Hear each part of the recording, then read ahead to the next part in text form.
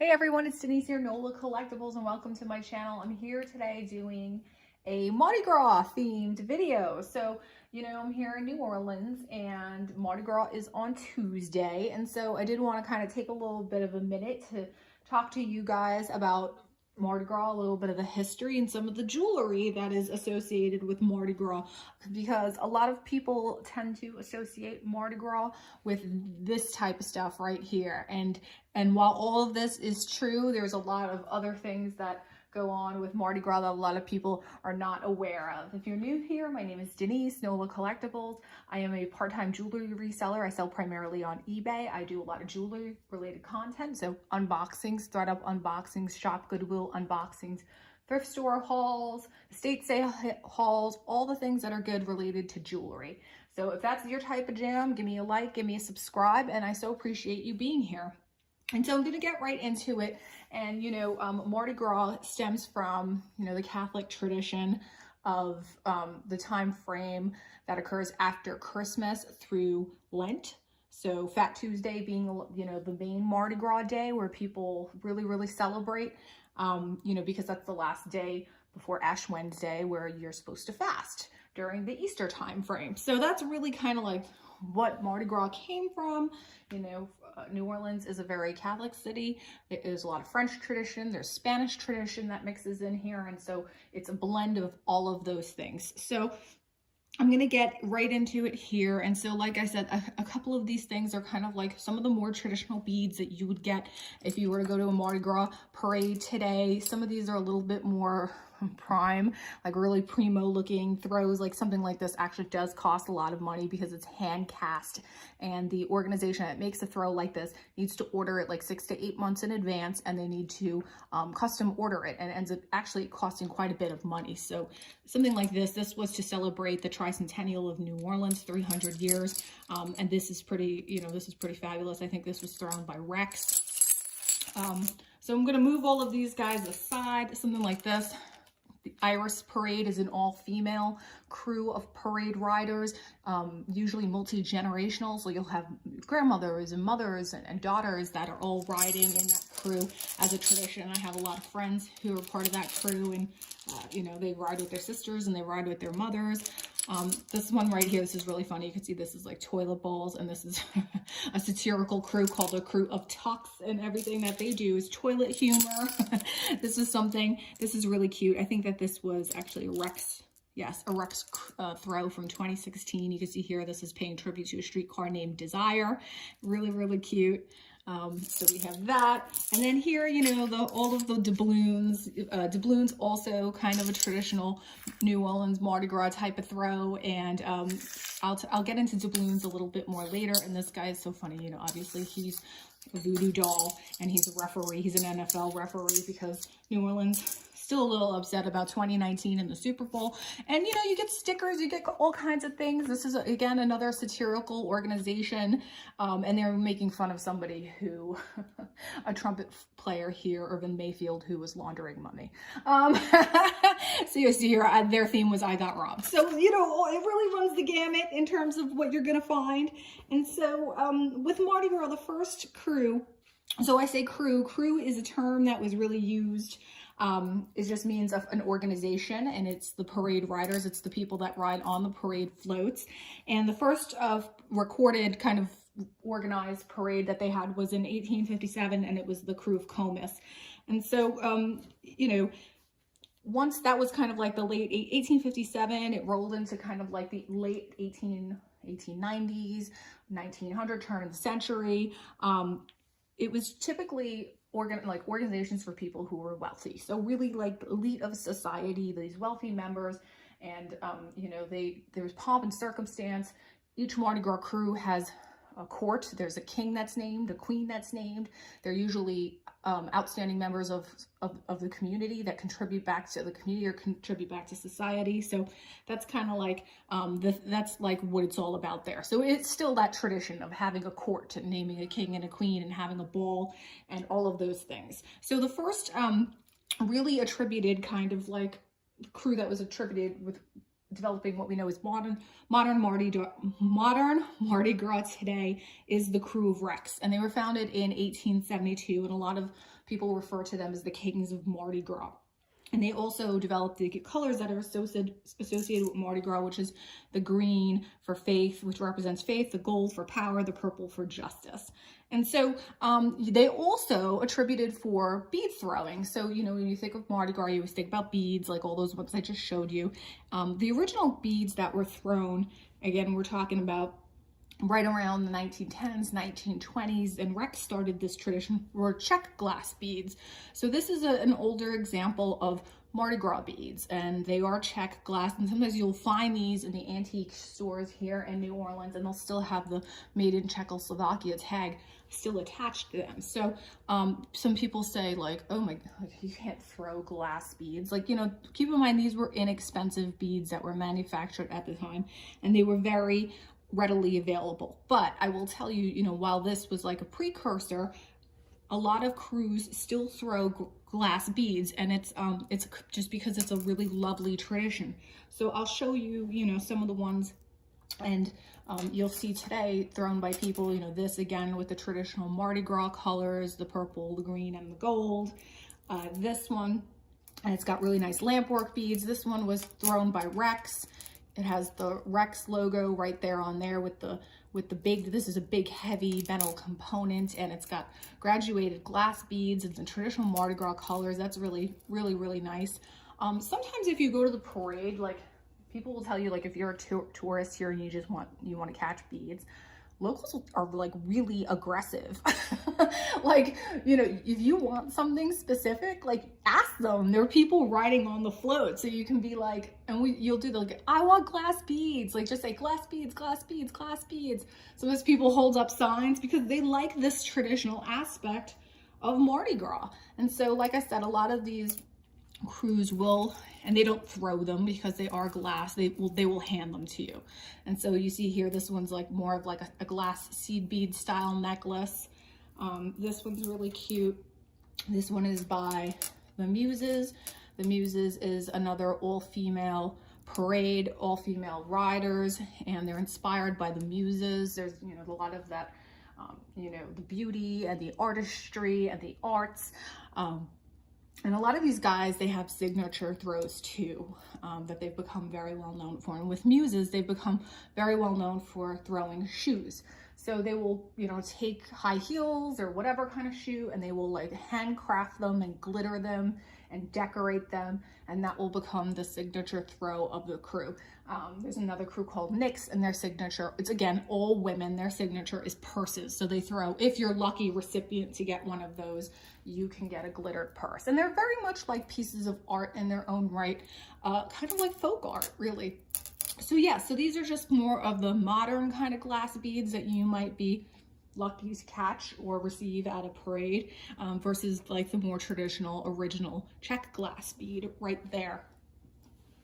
So yeah, I think that's a very interesting kind of thing, and I think it's nice that a lot of these crews are withstanding the tradition. And yeah, I think I love them. I do collect them if I get them. I put them in a big tall glass jar, and they're all kind of, I put them in an ombre, so they go from light to dark, and all of my colors there. So I am able to collect these, and a lot of people put them like on their rear view mirrors or whatever. So very nice kind of unknown aspect of Mardi Gras. I think right there, the history of the bead throwing and what's gone from glass beads to plastic beads and everything in between. And so similarly, you know, we have doubloons, and doubloons are also a very traditional aspect of Mardi Gras. And similar to, with bead throwing, like why did they throw beads? Because it was mimicking, again, kind of like the king who rolls out to his empire and is bestowing all of his kingdom with riches, like necklaces and gold and money, like these doubloons. So that's kind of where all of this tradition came from. And so doubloons here, they're actually very, very, very collectible. There's people here, again, just like with the glass necklaces, that are very into collecting doubloons. And you'll often see at estate sales, people, you know, will have gigantic doubloon collections, because every single parade every single crew has their own specific doubloon, and they will have themes for the year. So every single year you're getting a different doubloon from the crew. And regardless, maybe you have a favorite crew that you love going to the parade, and some of them are very elaborate, and you can see here some of these. This is actually a Jefferson Parish crew, the crew of Rhea, and I think this one was from 1981, and it's just got really beautiful kind of design on it. This one is from the St. Patrick's Day parade, and which is something, you know, they have a parade here for St. Patrick's Day. It's really fun. It's kind of like Mardi Gras, only in addition to beads, they throw cabbage and Irish Spring soap. So you just need to be very alert. That's all I'm going to say about that. Gotta keep your head up and make sure you're paying attention, because on potatoes, they throw potatoes too. So you can actually fill like a grocery bag following that parade and go home and have your, you know, pantry stocked. So this one was specifically from the Irish, you know, the Irish Channel is where the St. Patrick's Day parade typically occurs, and there's a large population of Irish immigrants that settled into that area here in the city. So that's really nice. I think you see here, it's just like a Garden District Carnival Club. And this one was from, it says, it looks like a commemorative coin from 1909. It's really nice though. So yeah, there's some really fancy ones, and like, you know, these are kind of like the more traditional ones that you'll catch. But again, some of these are just specific crews. This one says, you know, crew of Hyacinthians. And this is from Homa. So there's a different part of Louisiana. And this one here is crew of Phoenix. We have here like a little, their theme for their parade for the year was nostalgia, probably. So that's why you'll see that theme like occur throughout the length of their parade. They'll dress a certain way, their costumes will reflect that. Their ball, a big part of Mardi Gras is not just the parades. These organizations have these really elaborate balls. And so they'll typically be black tie affairs. You know, some of them really, you know, very elaborate. That's where they reveal the king and the queen for the, you know, for the parade, the court, and all of that. And so a lot of them are very elaborate. There's some organization like the Knights of Babylon, very known for elaborate, over-the-top types of parades and balls. And they've made that a big kind of element of being a member of those organizations. So this is just Orpheus. Oh no, I'm lying. This is Bacchus. We have here, this one is a Ponchatoula. This is a Ponchatoula. Okay, so this is a strawberry festival, actually. They make it a doubloon for the strawberry festival in Ponchatoula. So that's just commemorating that. So, you know, the doubloons carry over because it's just a tradition. Like even, you know, it's so funny, like, you know, NCIS, they film here in New Orleans, and they'll give their crew as a wrap gift. You know, when they finish the season, they'll give them a really fancy doubloon. We have a friend down the street who does production for NCIS. And so some of them here, they are so fancy that they'll pop them into these like little frames here so you can wear it as jewelry. And here, this one is really, I think, very interesting. It says, you know, it says Crew of Satan, 1971. I have no idea what this crew is. I tried to do research on it. You know, the crews, they pop in, maybe they'll ride for a couple of years and then they disappear if they have like low membership, they don't have enough people. And then they may pop back in again a few years later and revive the crew. But this one, you know, is currently selling on eBay, this doubloon, I think for $185. So like I said, obviously some of them much more, you know, worth a lot more money and much more collectible than others. And there is a very dedicated base of people who are very into this. And you can see this one here is just celebrates the bicentennial. And this was for the crew of Jupiter. So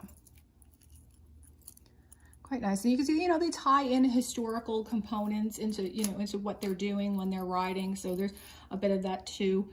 This one is the crew of Zeus. This is really heavy, this one. And it says their theme must have been Hooray for Hollywood, and that's from 1983. So really kind of cool, you know, very cool, I think. Again, I love these ones that have been placed into these kind of frames to wear as medallions, or they just make for, I think, beautiful display. People have Mardi Gras displays in their home. It's not unusual. You go from Christmas right into Mardi Gras. And so I had mentioned earlier when we first started chatting a little bit this Crew of Babylon. So Crew of Babylon, the Knights of Babylon was an organization that was founded in 1939 and deeply steeped in the traditions of Mardi Gras. They wanted to uphold those traditions, so they have the very formalized balls for their members. They ride on floats that are very old school style. So some of their floats are 70, 80 years old. They put the fringing on the bottom of the floats, which is very old school and traditional. But they were also very known as a wealthy organization. So an organization of professionals like doctors and lawyers.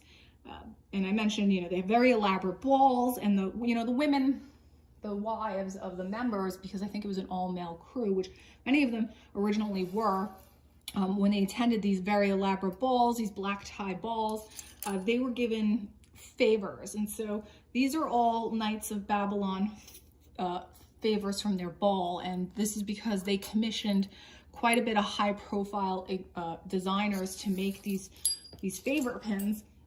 And so here, this one specifically is one that they commissioned Pulcini for, and this is a very well-known Pulcini piece, and it sells for quite a bit of money, and it's great. It's just this articulated Egyptian dancer here, and it can be worn as a pin or it can be worn as a pendant, and right on the back there it just says KOB, and it will say the year of the ball,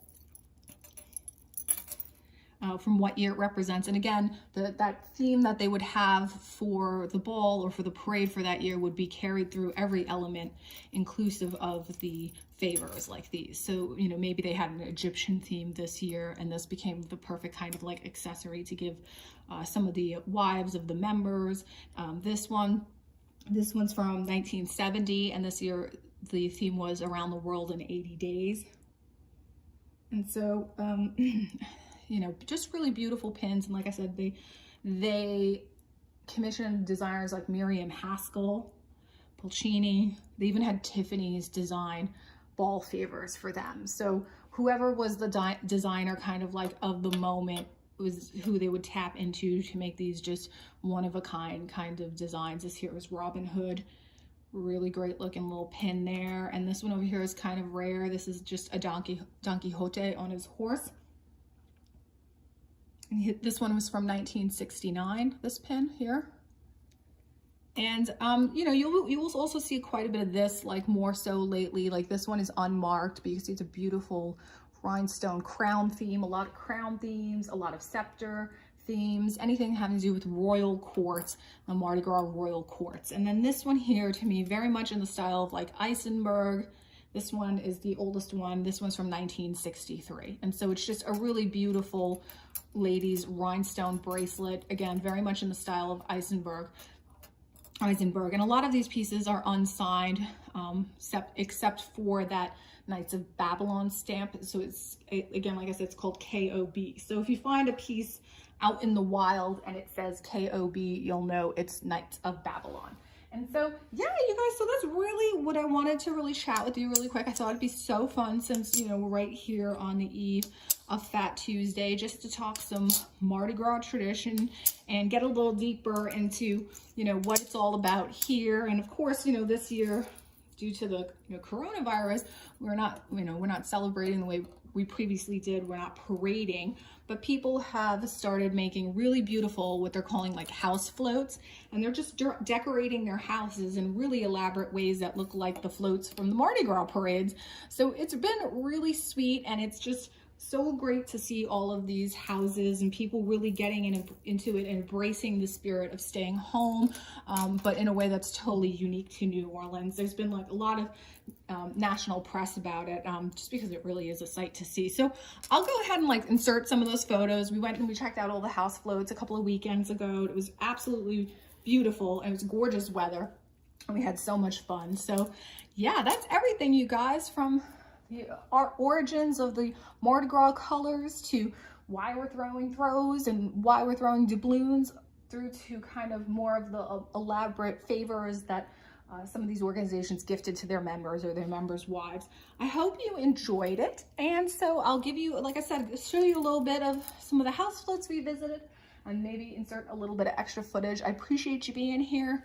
Give me a like on the way out if you enjoyed this. Give me a subscribe if you haven't already, and I'll see you at the next one. Bye.